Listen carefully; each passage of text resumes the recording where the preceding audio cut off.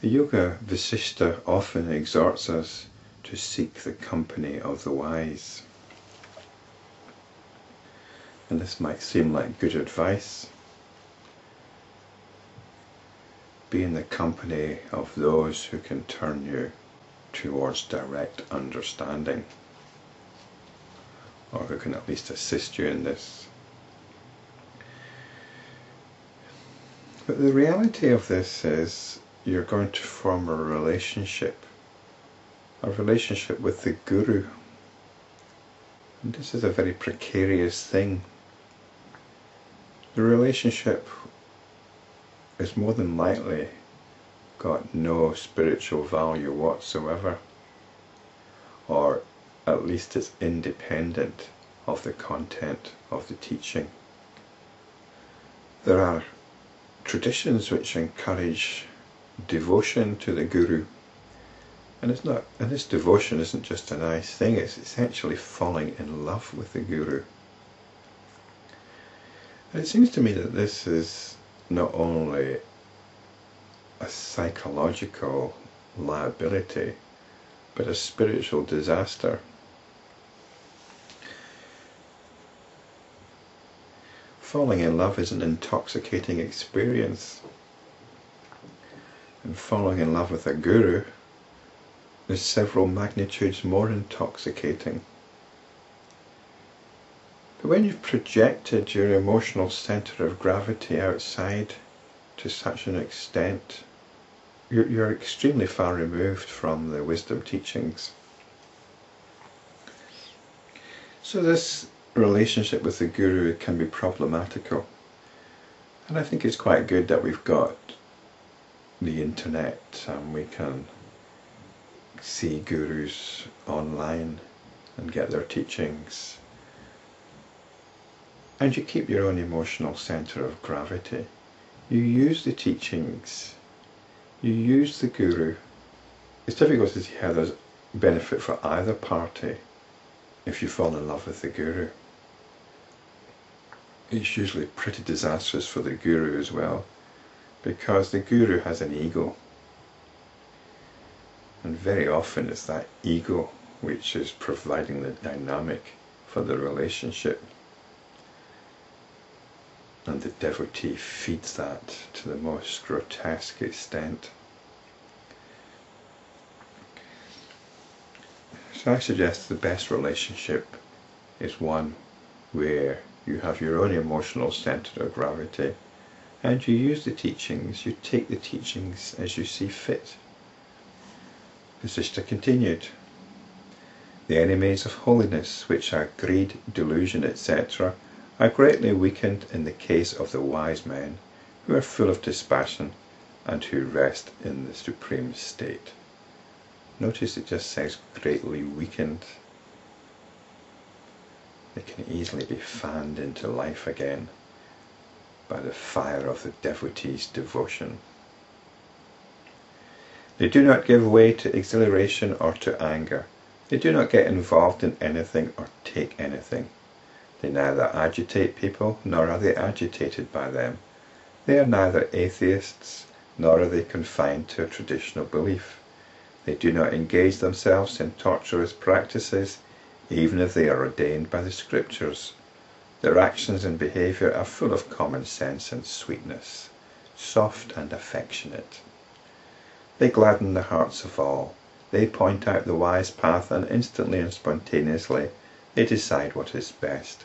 They engage themselves in all kinds of activity externally, but inwardly they are cool and tranquil. They love investigating the meanings of the scriptures. They know who is a mature person and who is immature. They know what to accept and what to reject. Their actions are appropriate to the occasion.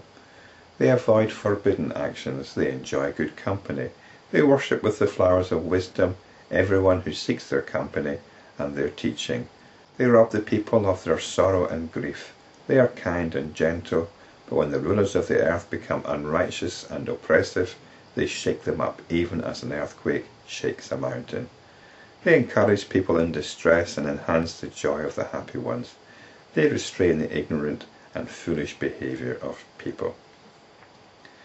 So I think this is just quite a nice appreciation here, but we need to be careful with what's said in the next paragraph.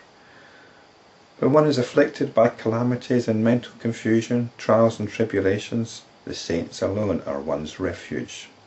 Recognizing them by the characteristics given above, one should resort to them for peace.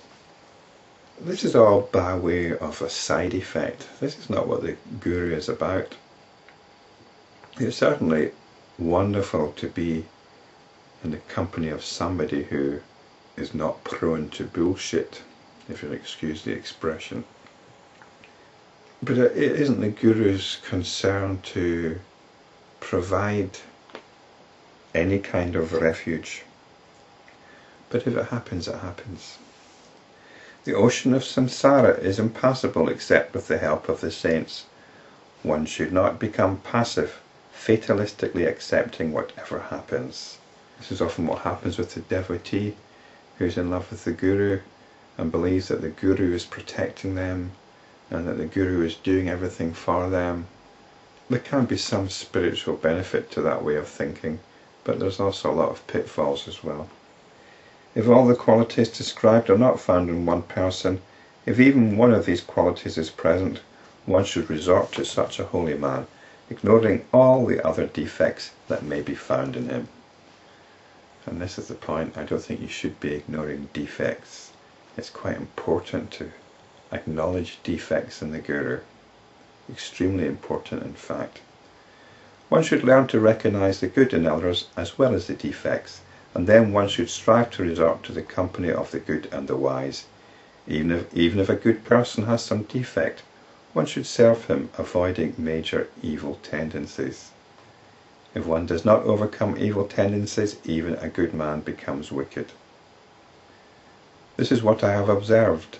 It is indeed a great misfortune and a calamity to the entire society when a good man turns wicked on account of circumstances. So it seems that the author of this chapter is aware of some of the pitfalls of the Guru-devotee relationship. And I think it's important therefore for the devotee not to be blind to the defects of the Guru. It's not doing the Guru any favours. The Guru needs to be challenged. The Guru needs to have his burgeoning ego pointed out. It's difficult to not be intoxicated by being praised, by being adored. What's that doing for the Guru's ego? The devotee has to consider that. There are so many examples of this, of the Guru's wisdom being perverted by the ego. Hence, one should abandon all other activity and be devoted to the saintly ones. There is no obstacle to this. This alone is capable of bestowing on one the best of both worlds. One should never be far away from the saints, for by their very proximity the saints promote goodness everywhere. As I said, I think it's good now that we've got modern technology to have these teachings on demand at your fingertips, and just to make the most of that resource. Never forgetting that the main point is the teaching and not the personality of the Guru. Make sure it's the teaching you're engaging with and not the Guru's personality.